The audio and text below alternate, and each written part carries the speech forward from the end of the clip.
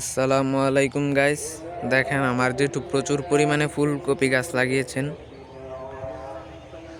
কিন্তু এখনো ফুলকপি গাছে ধরেনি। ফুলকপির এখন যে দাম, মনে হচ্ছে না এই গাছগুলো থেকে কোনো লাভ হবে আমাদের। আমার যেটু গাছ কিনেছিলেন 5 টাকা করে, এখন ফুলকপি বিক্রি হয় 1 টাকা। বলেন তাহলে কি করব গাইস? আমার ভিডিওগুলো সবাই দেখে কিন্তু কেউ গাইস লাইক করে না। প্লিজ গাইস, লাইক করে চ্যানেলটা সাবস্ক্রাইব করে দিবেন প্লিজ। এই যে দেখেন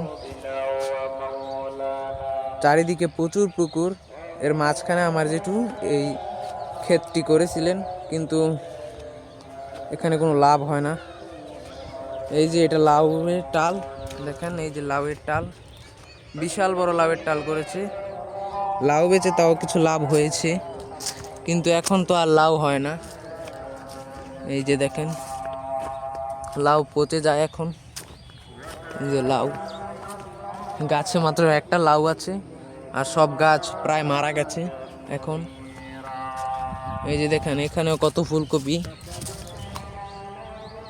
ফুলকপি গাছ লাগিয়েছিলেন আমার জেঠু, প্রায় 500 পিসের মতো,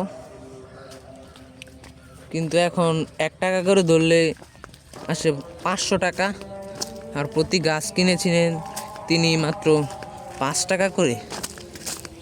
দেখেন কত সুন্দর হসপাতা গাছ, এগুলো অনেক বড় হয়ে গেছে। আরও অন্য অন্য ফসল আমার জেঠু এখানে বাড়ির খাবার জন্য লাগায়। এই যে দেখুন কি পরিমাণ টমেটো হয়েছে, এই গাছগুলোতে ভালোই টমেটো হয়। মরিচ গাছ এগুলো দেখেন, চারিদিকে আপনাদেরকে দেখাই।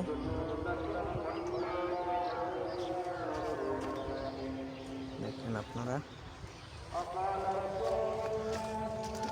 এখন এগুলো কেটে ভাবছে অন্য চারা লাগিয়ে দেবে। এই যে দেখুন অন্য গাছ লাগানোর জন্য গর্ত করা হয়েছে। এত কিছু করেও কিন্তু লাভ হয় না।